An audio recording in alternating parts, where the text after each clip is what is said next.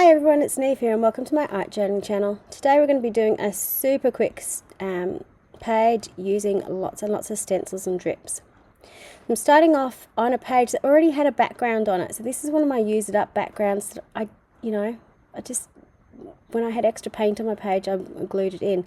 So I'm starting off with a contrasting colour to stencil over this just to add a little bit of interest. So because I had all the cool colours in the background, I decided to start off with a pale warmer colour. This is carnation, so a pale pink over the top, and I've got this cross stencil, and I'm not using my whole stencil over. I'm just getting a little bit of a varied effect, I suppose, across my page. And the same with this stencil, so I'm going in with a brighter pink to add a bit of contrast.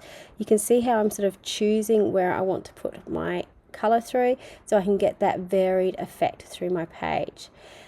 I love these Dina Wakley stencils. I like them in the fact that they've got the variation in the size of the stencil. So you've got the smaller stars at the top and the bigger ones down the bottom. Now, this is one of my favourite stencils at the moment. This is called Pensive Face, another Dina Wakley one. And I just love the fact that it's just this big, bold face. So I've chosen to put it right up in the top right-hand corner so that I've got this really striking image coming down. I'm then, when I'm stenciling, just sort of fading off where I'm stenciling to so that I can get this image that she's almost coming out of the shadows. So I've just removed the stencil, and then I'm just using what paint I've got left on my stencil and sort of blending it in a little bit so it gives the effect of someone sort of standing in a darker corner. Once I'd done that, I decided I really liked it, but it needed something. So I'm going back in again and putting some splatters over it. Splatters are a really great unifying force. You can sort of just add them everywhere, and because they're random, it just really adds to how your piece goes together. So I've just used some white gloss spray to do that. Then I'm going to break out some of my other gloss sprays to do some drips over my page too. So I'm sitting my journal up so I can get my drips running down the page.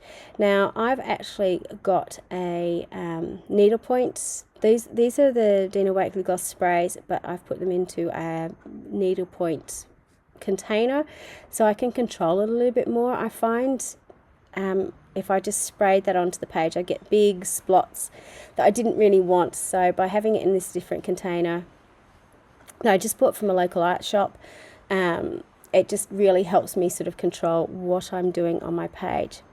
I'm now going through and trying to find another lid. You can see that there's my white that I've also put in. I've got a needle point nib on it as well, and I'm just drying off my layers so I can do my next drips down the page. So I want to add a little bit more white in.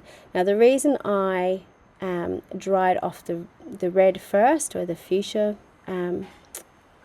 gloss spray first, is because I wanted to make sure that the colours didn't mix together. So you can see at the top with the white, they have mixed a little bit. With the needlepoint tip as well, you can see I was able to line my page down a little bit and actually just draw the drips in myself instead of naturally dripping it down the page, because drips are unpredictable by their nature, which, you know, I suppose is why we want them. But sometimes you actually do want to control somewhat where they go on your page. So by able to draw them in yourself, that really helps out a little bit. I then decided to add in some of the yellow because I really wanted a pop of colour over the top. So it kind of looks like, I suppose, she's peeking out from behind a curtain. I don't know. You can make everything up when you're doing artwork. I'm just going in and drying it off again, and then I'm going to add in the whites to her eyes. So just so the eye is the real focus on the page, and adding in the catch-all in her eye as well. Then I'm just going in and writing Shine Bright. I thought that really worked well with the stars in the background, sort of having the yellow on the page too. So I'm just using a little bit of cursive.